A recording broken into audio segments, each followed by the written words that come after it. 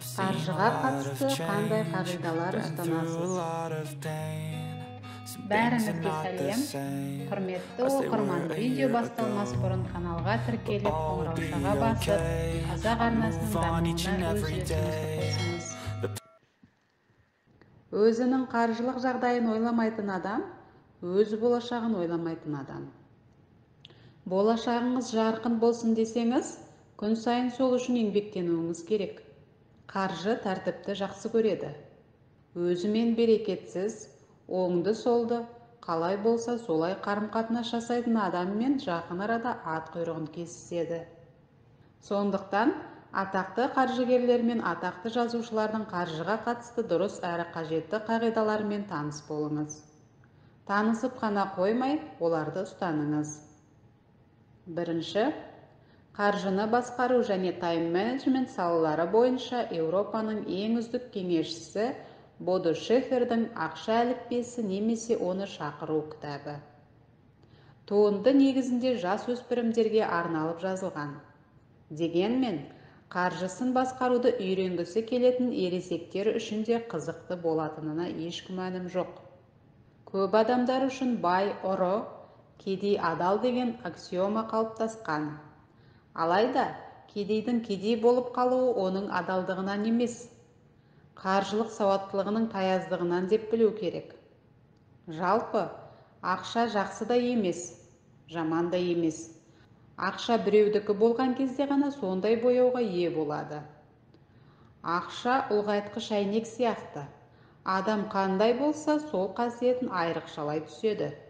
Жақсы адам болсаңыз, ақшаны жақсы істерге, жаман болсаңыз, жаман істерге жұмсайсыз. Аксиома осы. Бұл ретте Бодо Шефердің бізге беретін кеңестері. Ең алдымен қаржылық тәуелсіздікке не себепті жеткіңіз келеді? Соның басты 3 себебін көрсетіңіз. Екінші, армандар альбомын жасаңыз. Біздің өмірімізде көңілімізді бөлген нәрселер ғана дамып, жетіледі. Үшіншіден, алдыңызға бір мақсат қойдыңыз ба? Оған жетуге қажетті соманы жинау үшін арнайы сол мақсатқа арнап, жинақ шотын ашыңыз. Төртіншіден, адамның өмірде белгілі бір жетістіктерге жетуі тікелей өзіне деген сенімділігіне байланысты. Өзіңізге деген сенімділікті арттыру үшін жетістіктер күнделігіне күн сайын кем дегенде 5 жетістігіңізді жазып жүруді әдетке айналдырыңыз. Бесіншіден, сүйікті ісіңізбен айналысыңыз. Нағыз жетістікке сүйген ісімен айналысатындар ғана жетеді. Алтыншы, ешқашан бір ғана жұмысқа сенбеңіз. Қосымша табыс көздерін іздеңіз. Жетінші, бір нәрсені істейтін болып шешсеңіз, 72 сағаттың ішінде істеңіз. Әйтпесе, оған ешқашанда қолыңыз тимей кетеді. Сегізінші, проблемалар үнемі болады. Алайда, сол проблемаларға қарамастан, болашағыңыз үшін күнде тынбай еңбектенуіңіз керек. Тоғызыншы, пайда әкеліп тұрған табыс көзінен айырылмаңыз. Оныншы, күтпеген жағдайлар үшін әрдайым қорыңыз болсын. 11-ші, сәттілік деген аспаннан түскен баг емес, үлкен дайындық пен тынымсыз еңбектің нәтижесі. 12-ші, табысты болам десеңіз, әлемнің өзгергенін күтпей, өзіңіз өзгеруіңіз керек.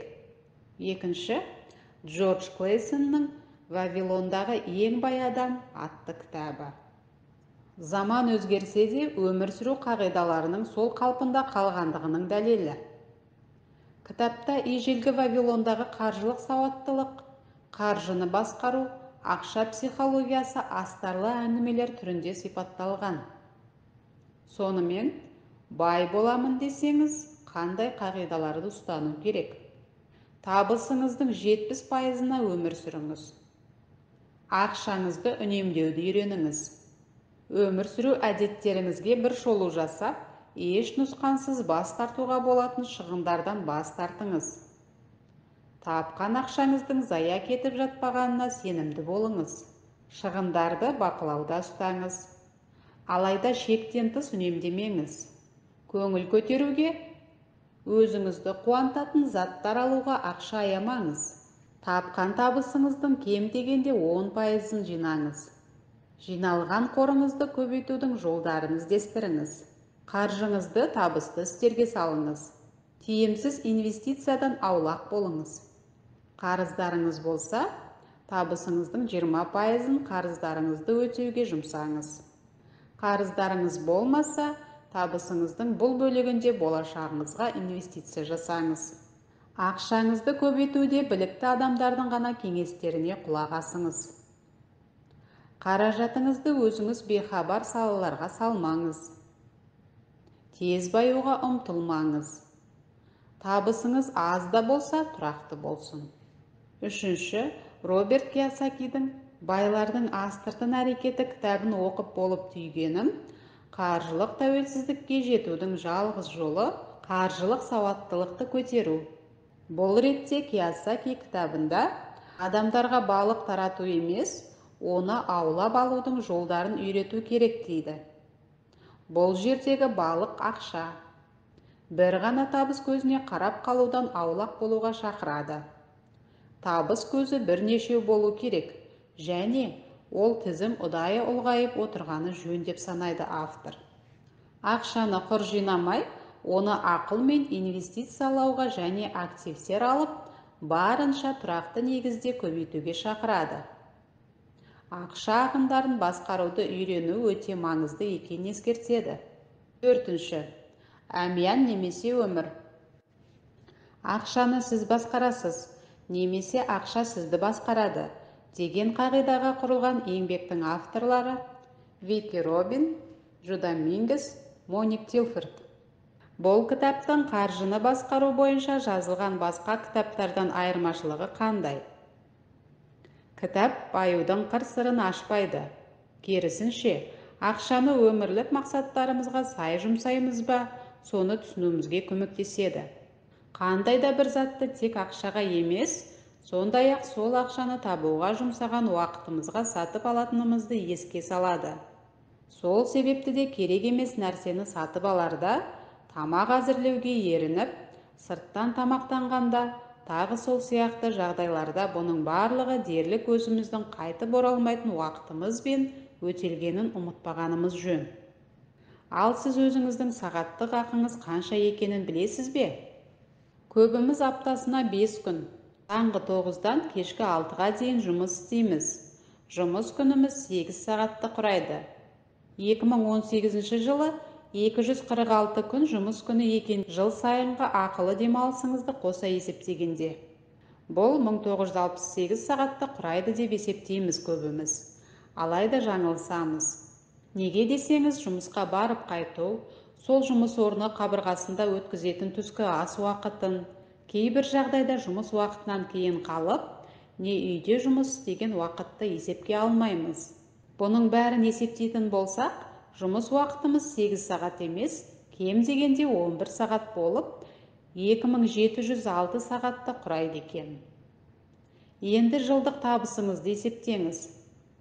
Шыққан сомадан жыл ішінде арнайы жұмыс қалған киімдеріңізге, жұмыс орнында тамақтануға, сондай-ақ жұмыспен байланысты басқа да нәрселерге жұмсаған шығындарыңызды алып тастаңыз.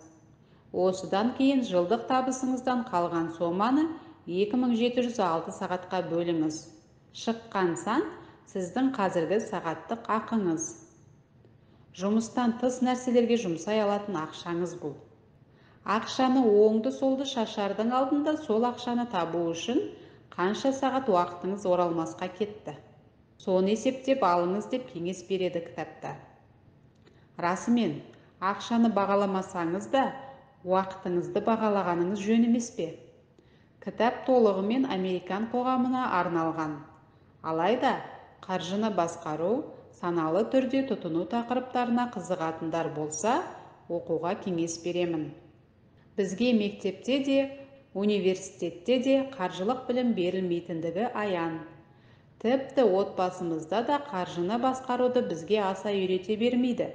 Тек үлкендерден, айналамыздан көргенімізді, өмірден түйгенімізді тәжірибе ретінде жинақтай береміз. Оның кейде дұрыс емес, бұрыс жолға жетелемесіне ешкім кепілдік бере алмайды.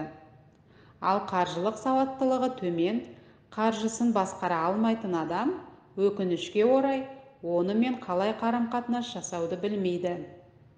Осыдан келіп, ақша жетіспеушілігі, материалдық жағдайдың төмен болуы, ой-санада да, шынайы өмірде де кедейлік орнайды. Оны болдырмау үшін ең тиімді жол білім. Ал білім кітапта.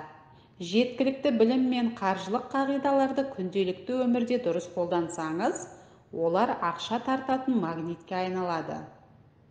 Қаражаты жеткілікті болып өмір сүргісі келетін адамда алдымен қаржылық тәуелсіздікке жетем деген табандылық және ынта болуы тиіс.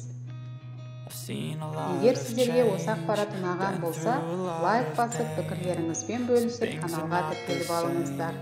Келесі шығарылым сіздер үшін. But all will be okay. I move on each and every day.